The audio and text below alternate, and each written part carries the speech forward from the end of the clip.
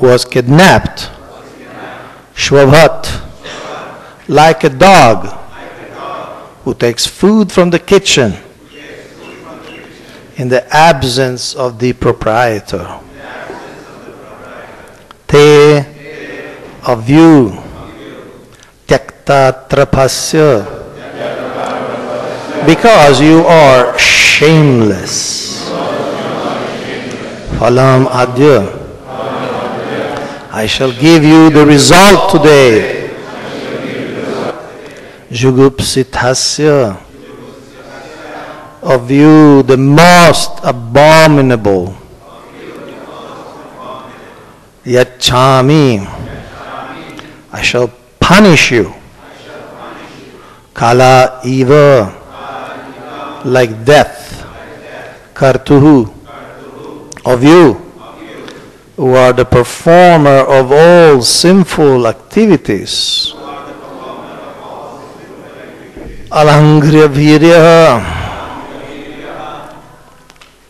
But I, being omnipotent, never fail in my attempt.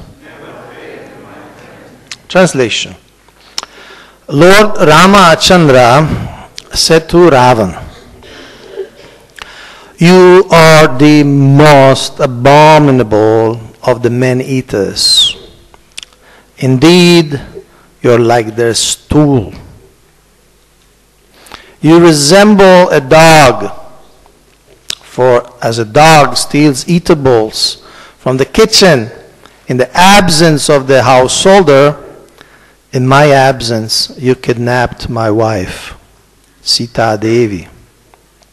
Therefore, as Yamaraj punishes sinful man, I shall also punish you.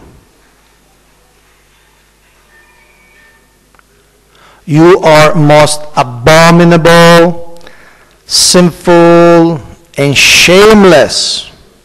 Today, therefore, I, whose attempt never fails, shall punish you. Purport by Srila Prabhupada. Nacha dhaivat parambalam. No one can surpass the strength of the transcendence.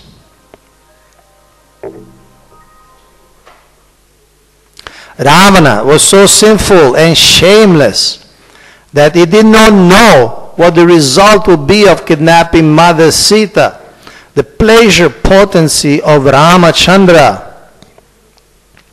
This is the disqualification of the Rakshasas. Asatyam apratishtam te jagat ahur anishwaram. The Rakshasas are unaware that the Supreme Lord is the ruler of the creation. They think that everything has come about by chance or accident, and that there is no ruler, king, or controller. Therefore, the Rakshasas act independently as they like, going even so far as to kidnap the goddess of fortune. This policy of Ravana's is extremely dangerous for the materialist. Indeed, it brings ruin to the materialistic civilization. Nonetheless, because atheists are Rakshasas, they dare to do things that are most abominable, and thus they are punished without fail. Religion consists of the orders of the Supreme Lord, and one who carries out these orders is religious. One who fails to carry out the Lord's orders is irreligious, and he has to be punished. Om Jnati Vrandasya Gnanjana Salakaya Chakshuramitam Mina Tasmai Shri Guru Namo Shabda Krishna Om Shabda Krishna Vistai Budare Shimadi Bhakti Vedanta Swamini Tinamine Namaste Saraswati Devi Gauravani Pacharine Nirvishisha Shunyavadi Paschatya Deshatarine Vanchakalpatarubhesha Kripa Sindhuve Vacha Patitanam Bhavanebhyo Vaishnavibhyo Namo Namah. Translation again, if you like to repeat. Lord Ramachandra said to Ravan, You are the most abominable of the man-eaters. Indeed, you are like their stool. You resemble a dog. For as a dog steals eatables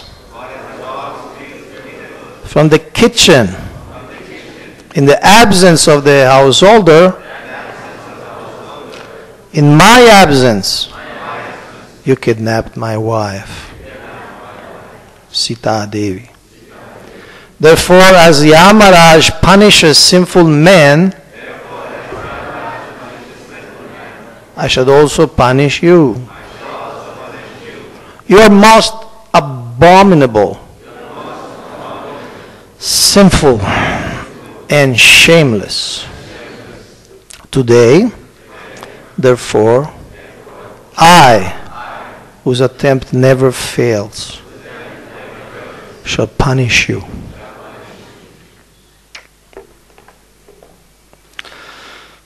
So here Lord Ramachandra covers Ravana of insults, very colorful insults. And of course Ravana deserves all of them. And it's interesting because in the Bhakti Rasamrita Sindhus explain how the different type of personalities, four main personality that Krishna manifests. Rama especially is known as Dhirodatta. Dhirodatta, it's a type of personality who is very grave, very serious, very stately, very dignified, also very merciful, and generally that's the default setting for Lord Ramachandra's way of being, mentality, and how he projects himself to the world. He's a king, so he's very royal, very aristocratic, very sober. But here he is taking up more of what the personality known as Dhirodhata, which is the personality which is inimical, which is angry, which is very hot-tempered, restless. And it's explained that Acharya has explained that due to his inconceivable energy, Krishna and his other forms can harmonize this apparently contradictory mentality or personalities. So one is Dhirodatta, then you have Dhira Lalita. Dhira Lalita means somebody who is very funny, very light, very jolly, very naughty.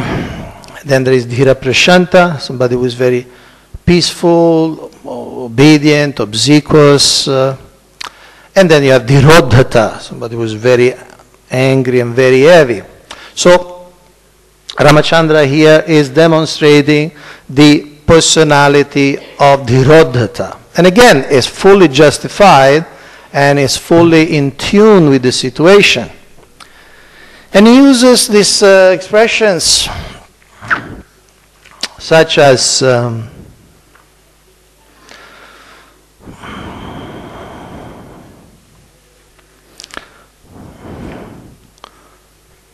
Purushada Purisha, first line. Purushada Purisha. Purisha means excrement. And Purushada means man-eater or cannibal. So, which is a reference to Rakshasas. So he's saying, you are like the feces of a Rakshasa. So in other words,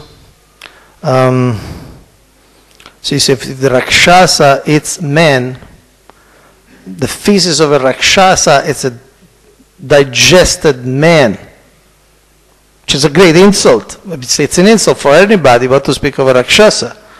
The Rakshasa is higher than man, not in consciousness, but at least in terms of physical power, mystical power, influence.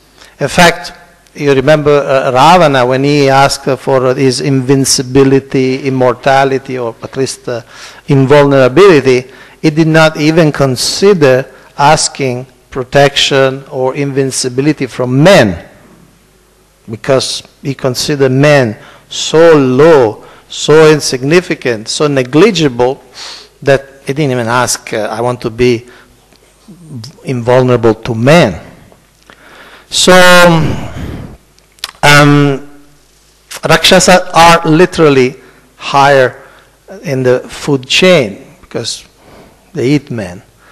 And there's another insult, Shwavat, like a dog. And Srila Prabhupada helpfully expands this Shwavat. The verse only says Shwavat, but then Srila Prabhupada explained, like a dog who steals food from the kitchen when the householder is absent. So he helps us to give the whole picture. What does it mean, like a dog? Taking something unauthorized. And like a dog, because dogs are not very bold animals, very courageous animals. So if they steal only when the person is not there. Like a tiger, probably if the tiger was angry, it would go inside the village, it would go inside the house, it would go inside the kitchen. Either people are there or not. But the dog waits for the master of the house to go, and then he goes into the kitchen and steals. So in other words, you're like a dog. You don't even have the dignity of fighting with me for my wife. You arrange this whole plan, this whole strategy to make me away from my house, from my hut, from my cottage in the forest, so that you could still Sita Devi when she was alone. So it's really undignified. And most of you know the story. There was this whole machination by Ravana. He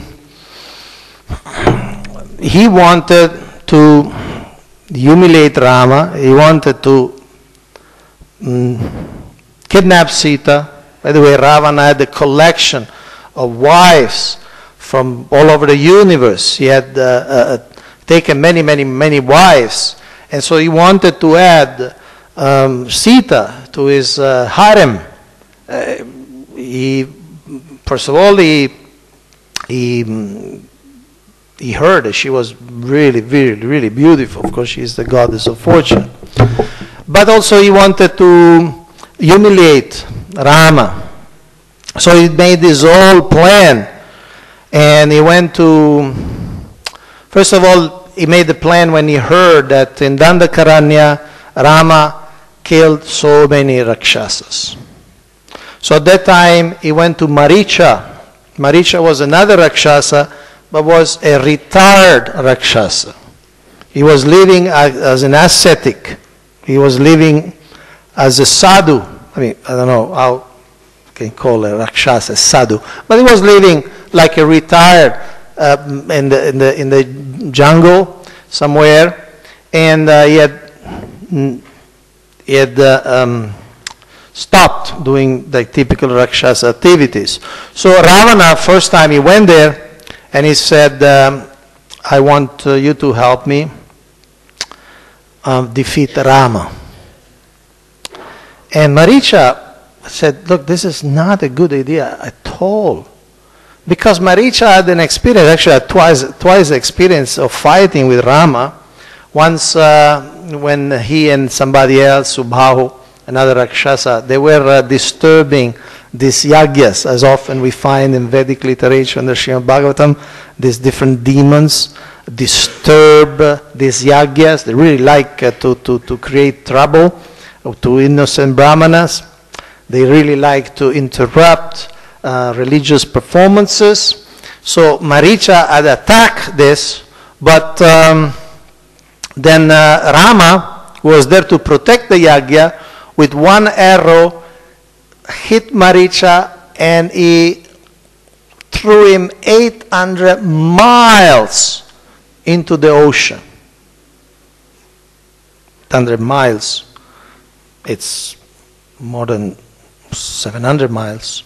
It's really a long distance. 800 miles is basically is from here to Delhi, more or less. Imagine you take an arrow and you take the target of the arrow and you throw it all the way to Delhi. It's a big shot, you know. When they say it's a long shot, you can really see it's a long shot. So then, so he had this experience and said, look, this is not a good idea. I will not help you. Sorry, Ravan. So that time Ravana went back and said, okay, he doesn't want to help me. But then later on, Shurpanak, his sister came, and at that time she was all mutilated, her nose was cut, so she was extremely angry, and she demanded, I want revenge. You need to destroy this Rama, whom he thinks he is. So then this time, Ravana decided, okay, I have to destroy this Rama. Now it's getting more personal. Already he's destroying different Rakshasas. How many were there? 14,000 he killed? Some 14,000 in Dandakaranya alone. Just him and Lakshman. 14,000 Rakshasas he destroyed. And he was considered a man. He was just considered a human prince. But now it's becoming very personal. This is my sister. And so I have to do something. So he again went to Maricha and he gave the whole plan. And Maricha again said, look, don't do that. Don't go there. This will be your end and the end of all the Rakshasas. Rama is not an ordinary mortal, is not an ordinary king. You will never be able to kill him. You will never be able to defeat him. You will never be able to destroy him. And it was very clear. But Ravana this time he didn't want to hear anything, so he said, no, look, you have to go there. You will be my instrument, and otherwise I'll kill you. I'll kill you. Either you accept or I'll kill you. And so Maricha understood, okay, my death has come. I got to die. And, okay, I'll die. But I don't want to be killed by this Ravana. I'd rather be killed by Rama. At least get some moksha points. If I killed by Ravana, I get nothing. No? So then he explained the whole strategy. So Maricha, as you know, took the form of a deer. And this was a very special deer. Generally here is a golden deer, but it was not just golden. There is an explanation that the sides, they were golden, but then the underneath was blue, and the legs were white, and the snout was half red, like a red lotus flower, half was blue, like a blue lotus flower, and its tail was like rainbow color. And on his side, he had so many different gems. So it was not just golden, it was all full of gems, colorful gems and stones. And his horns were like blue sapphires. And his eyes were shining like diamonds. So, I mean, if you remember how Maharaj Bharat was attracted by a normal deer, can you imagine how attractive was this deer? So Maricha, again, Rakshasa has a lot of these mystic powers. He went there near the ashram and he started playing near the ashram. Immediately Sita Devi saw it and she became very attractive. Deers are already quite very cute, very sweet looking, but this was extraordinarily attractive. And so she called Ram and Lakshman to see this wonder of nature, and she said, I want it. Please capture, so we'll keep it as a pet. It will give pleasure. Just being around will be very pleasurable. And then Lakshman said, there are no deers like that around. There's no such a deer in nature. This must be a Rakshasa. Possibly Maricha. He already understood everything. Because such deers there are no such deers. And but Sita Devi was very insisting, no, please get it to me. And Ramachandra said, okay, my wife wants it, so I will capture it. And if we find out that it's a Rakshasa, I'll kill it. So then Rama starts following the deer. And the deer takes up super speed. It starts really flying in the forest. And so Rama follows the deer for about 1 hour, but in 1 hour they cover a lot of distance. So that time Rama becomes very clear, this is Rakshasa, cannot be a normal deer, otherwise I would have already captured. So he decides to kill it, and he takes the arrow, he shoots the arrows finds its target, and Maricha dies. But in the last moment, before completely leaving the body, he shouts in the imitation voice, imitating the voice of Rama. He shouts, because Rakshasa, they have this also the capacity to amplify their voice. It was very, very, very far, many kilometers far. But with this amplification, he say something, Lakshman, help me! Help me! And so Sita Devi hears this from very, very far. And this is Ram. Lakshman is completely undisturbed. He says, no, this is not Ram. This is some Rakshasa imitating Ram. He was very clear about it. He never felt any anxiety, any fear. But Sita Devi got very, very, very out of intense love. He thought, well, something is happening to my Ram. You have to go, Lakshman. You have to go. And Lakshman said, nothing can happen to Ram. Nothing can happen to Ram. It's a trick. It's a trick. Don't worry.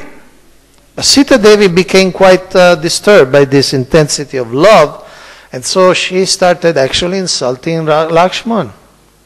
And she started saying, so this is your plan. You want him to die so you can enjoy me.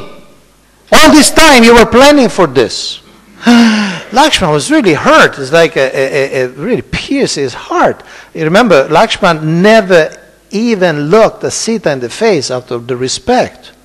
For him, she was a goddess.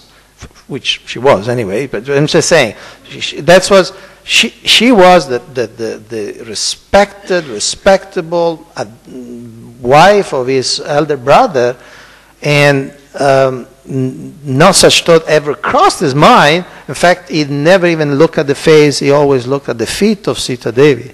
So he was really hurt. How can you say such thing? I mean, and then Sita Devi continued, no, you have to go. If you don't go, means you have some malicious intent. And so then Lakshman really felt forced to go. So Lakshman left the ashram. He knew nothing is happening to Ram, but I had to go. I can't really anymore maintain this position. I had to go. So then Sita Devi was alone. And immediately Ravan appeared on the scene. But how he appeared? He appeared dressed as a brahmana, as a mendicant.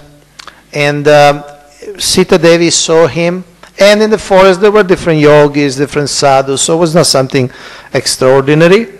And she, as a kshatriya, immediately took good care of this guest.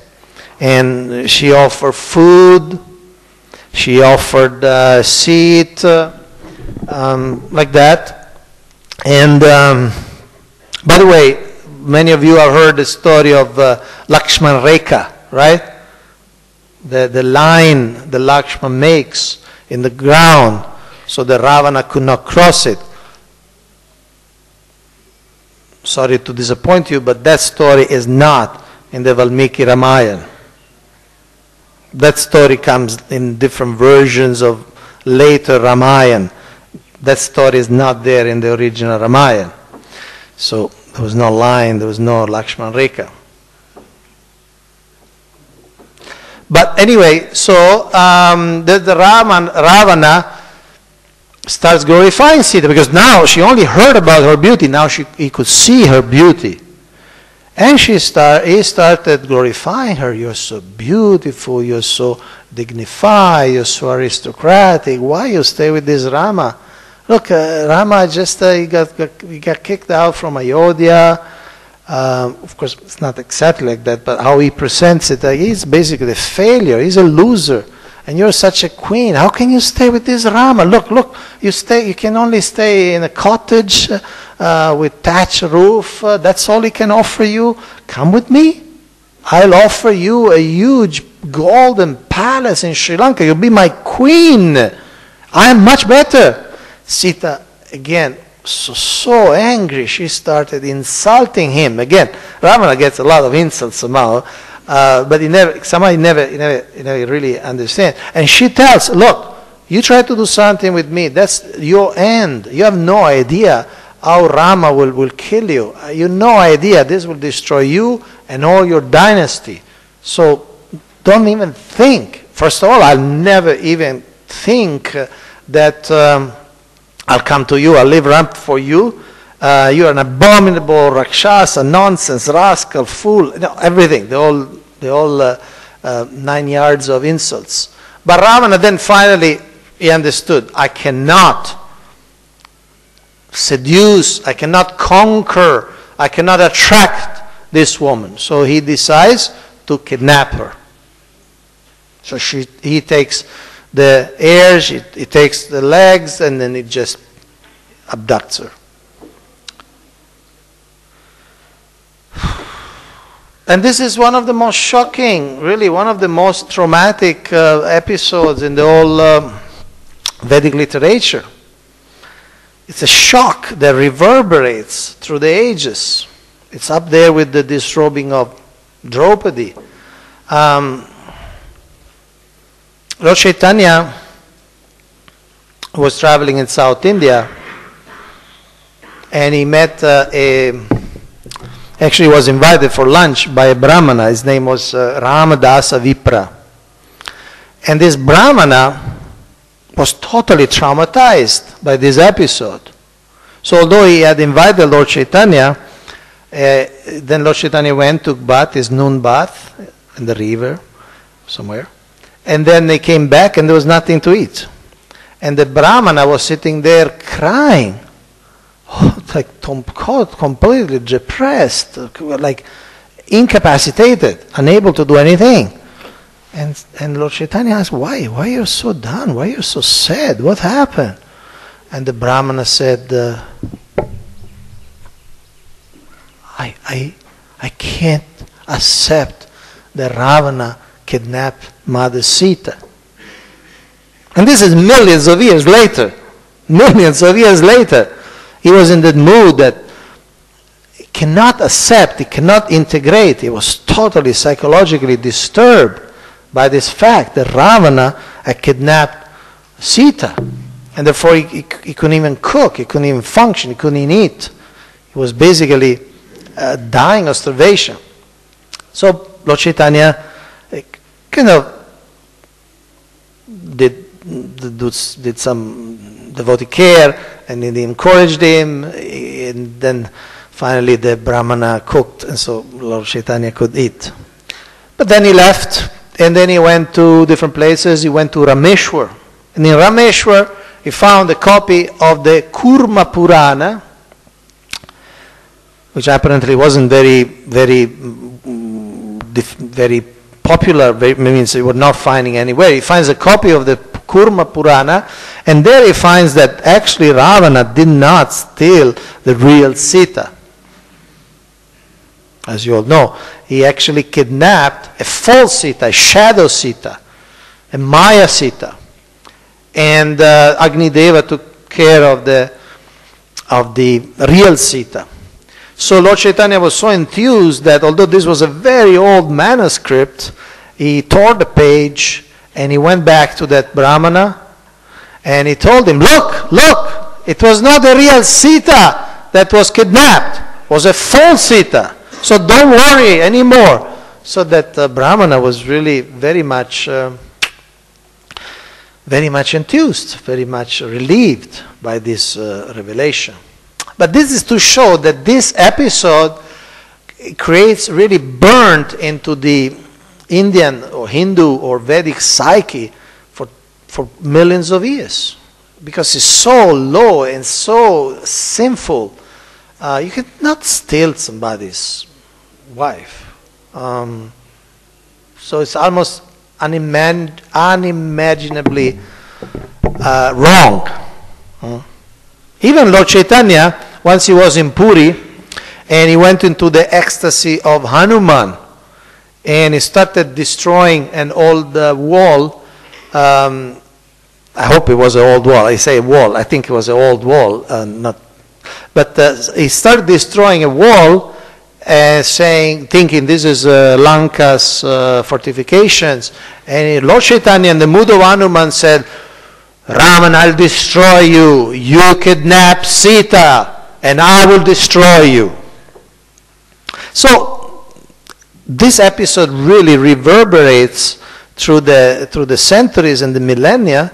And here is the climax, but finally, after months and years of agony for everybody involved actually, agony for Sita, agony for Hanuman, agony for Ram, agony for Lakshman, agony for everybody, even for Ravana, because for Ravana this was a total, defeat.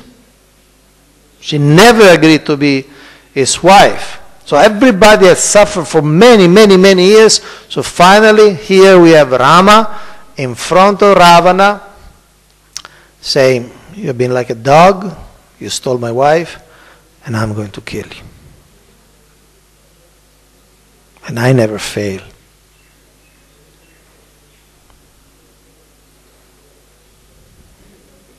So in the next verse, Rama kills Ravan.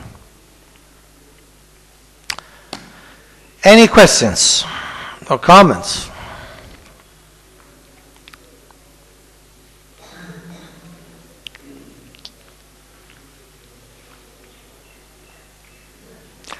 Yes, do we have a mic?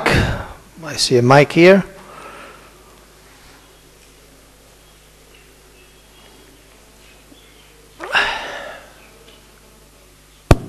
Hare Krishna Prabhu.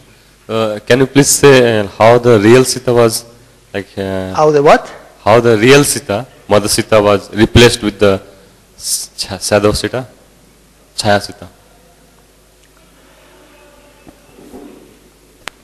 Well, it's a mystical process, so I may not be able to give you like the step-by-step description. You study engineering? Huh? You study engineering, yes. Huh? Long ago, when you are very young. So you study engineering, so it's not exactly something like, point A, point B, join this, join that. No, it's not exactly a mechanical thing. So it's a very mystical thing. We have Sita Devi, who is the goddess of fortune. She's Lakshmi Devi. We have Ravana, who also is very mystical. And we have Agni Deva, who is one of the top devatas in the world, in the universe. He did. So it's like a sleight of hand. It's like a trick. Like sometimes this magician, they show something, they take out tongue, something, they show you something, they pigeons that you don't know where they take it from. So similarly, there must be some sort of mystical, occult type of procedure by which Agni Dev takes the Sita, takes Sita Devi and then puts the different Maya Sita so that Ravana kidnaps her. Don't try to imitate that. If anybody has a better explanation, we could listen. Okay? Anything else?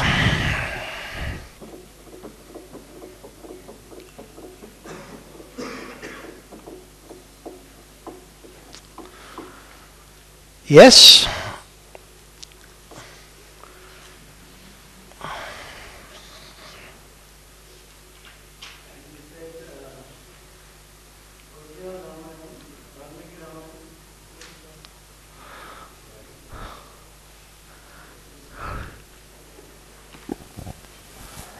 There is no mention of Lakshman Rekha. Ah. It came some other Ramayana or somewhere. So it seems there are many copies of Ramayana of various authors. And which are the, what are the bona fide Ramayanas? Valmiki is one of the most bona fide. As far as I know, that's the bona fide Ramayana. I never heard that there are more bona fide Ramayana. That's the Ramayana. So other poets, other scholars, other devotees may have expressed different understanding, or may have added things, but that's the Ramayana. There's no, as far as I know, there's no other Ramayana which is bona fide. Ramayana means Valmiki Ramayana. Just like Mahabharata means Vyasadeva Mahabharata. Like there is the story of Madhvacharya, because see, in the course of time, different versions starts populating, we could say, the market, for different reasons. Sometimes there are mistakes in copying the Sanskrit, so words, and then some people have different, call it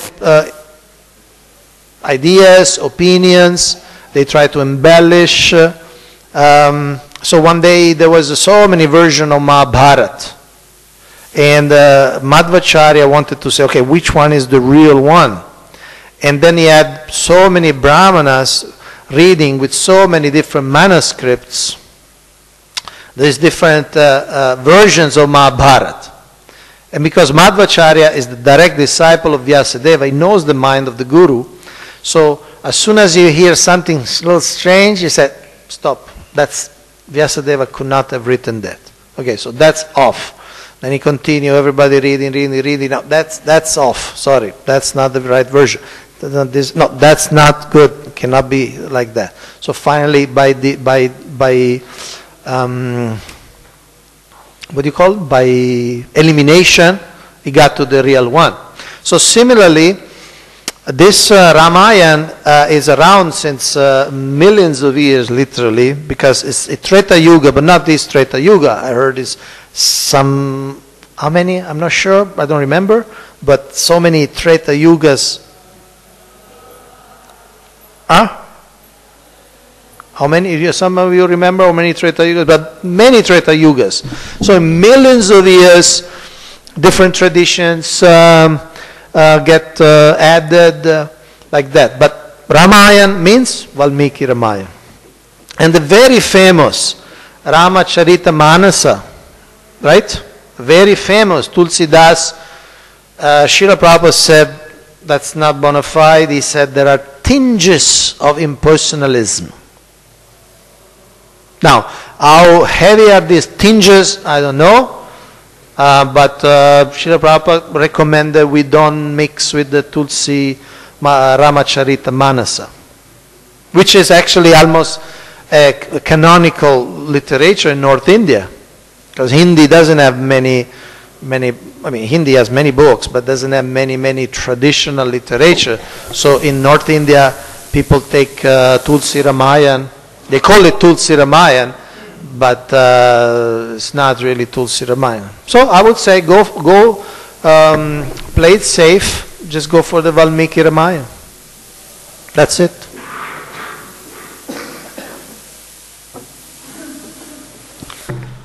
Well, some other glorifications, like, Some other?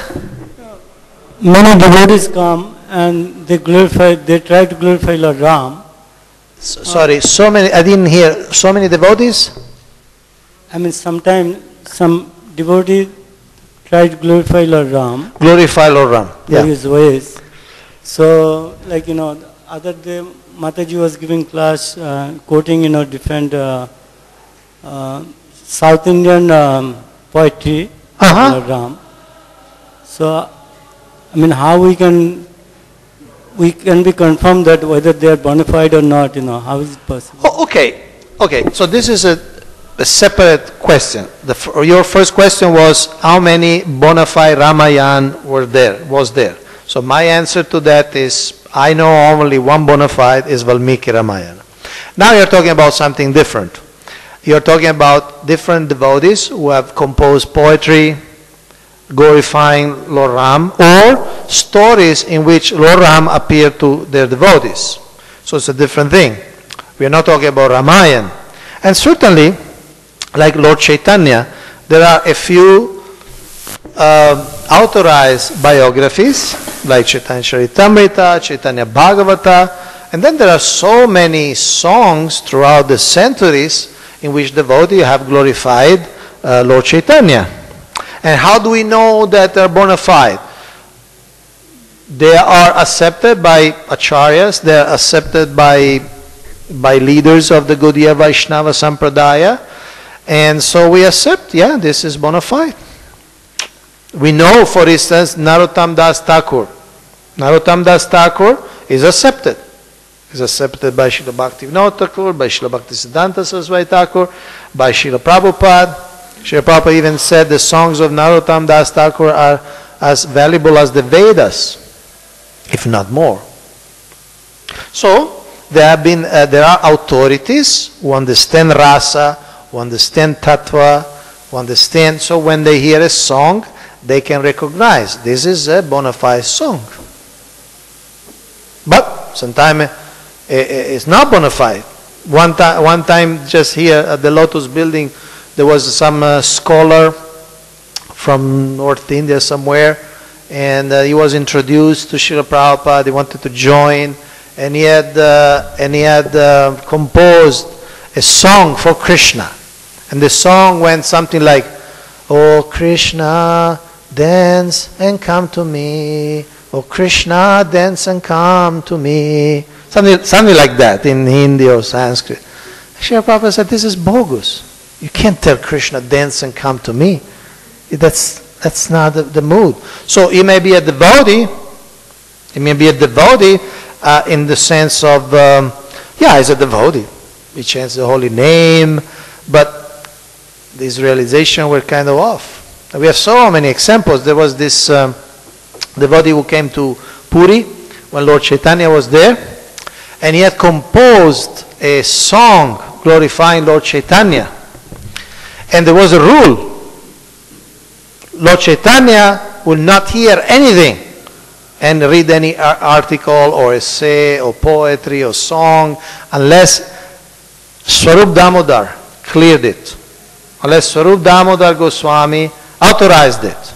He gave like the stamp of approval. Yes, this can go. Because otherwise they will disturb Lord Chaitanya.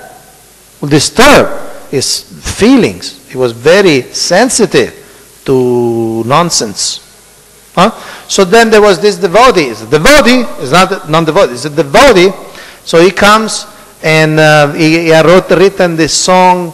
The song was saying, poetry, he was saying, "Oh Lord Chaitanya, you are the life and soul of Jagannath."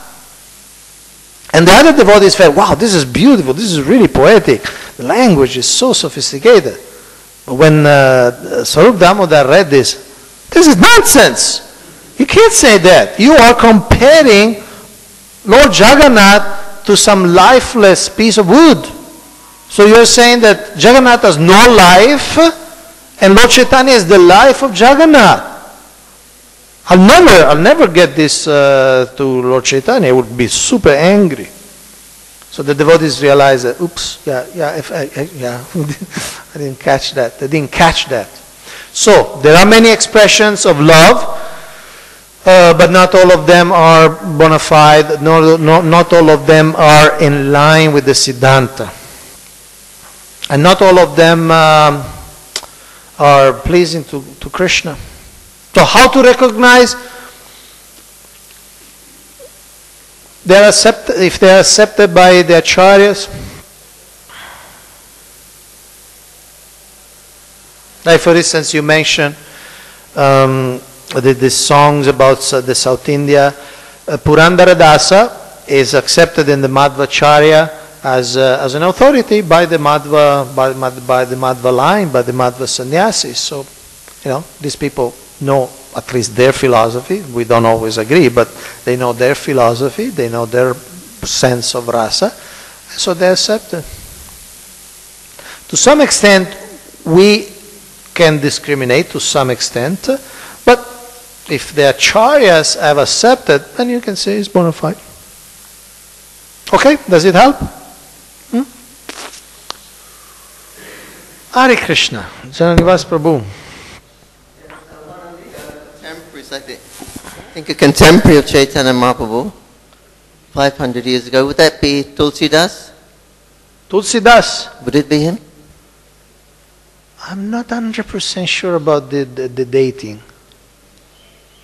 Anyway, it was a time 500 years ago with Akbar, and Akbar invited the devotees, I think Jiva Goswami, maybe Rupa was, and I believe it was Tulsidas. Anyway, another famous personality there. So Akbar, he asked them, who is the more advanced of all of you devotees here?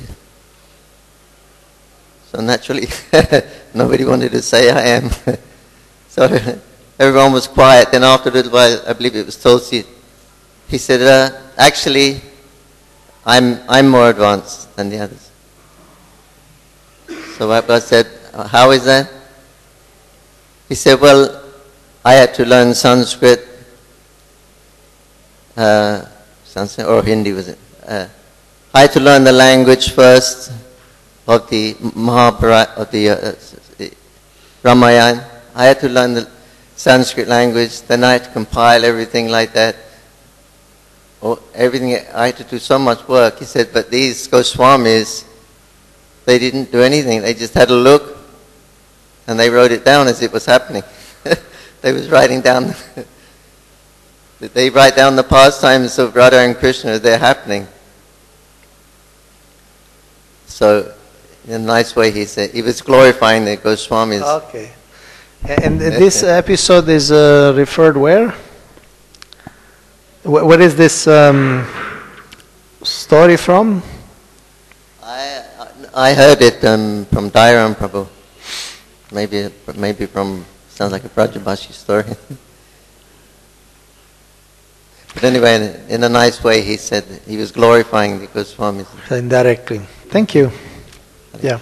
Yeah, there are, see, India, there is this familiarity with especially the Rama and Krishna. So there are certainly many millions of people who have loved them, and but again, the acharyas have not approved of all of them. There's a story. Srila Bhaktisiddhanta Saraswati Thakur was traveling in North India, and the devotee said, nearby here there is a famous devotee of Lord Ram. Very, very famous. It's all the region is glorifying him. He's a super bhakta. So they say, we should go and see him. Okay. So they stopped at a railway station. They went to see him. They were in the area. So Srila Bhaktisiddhanta Saraswati Thakur asked this person, okay, so let me understand. Are you a devotee of Ram, just Ram, or of Sita Ram? And he said, no, I'm only a devotee of Ram. And then Srila Bhaktisiddhanta Saraswati Thakur said, he is bogus.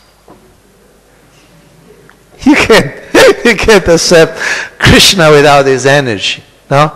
So, now, does it make him a non-devotee? No, he's a devotee, but again, the Siddhanta, the rasa is not right. So there are many millions of examples. No, there are the openly Mayavadi, openly against, and this and that. Then there are the Sampradaya devotees, and then there are in between. There is this categories of people who have devotions, they have sentiments, but their siddhanta is not really right. Anything else? We can take one more question. If there is, then we need to close. Mic here, please.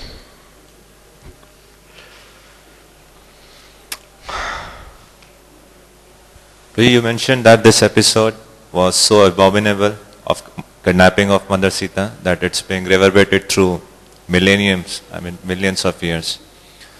I wanted to ask about the present day scenario, that where in that scenario no one was agreeable and Ravana kidnapped Mother Sita. But in present day age, when it's done by the consent of both, either the second marriage or third marriage, when the wife is also consenting, the other person is also consenting. Can you comment upon that? How to see that in the? Are you talking about divorce? About yes, again second marriage, third marriage, and. No, but are you talking about divorce? In other words, these people are married and the divorce. I'm talking about when the other person is approaching someone's wife, and the wife is also agreeable to the proposal, and then they are getting married. It's sinful.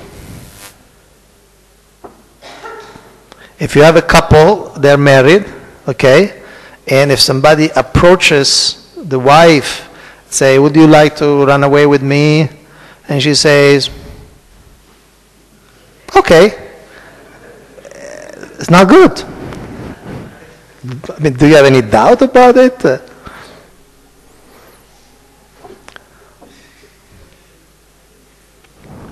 Grantara, Srimad Bhagavatam ki jai. Srila Prabhupada ki jai. Nitai Gaur, Premanandi.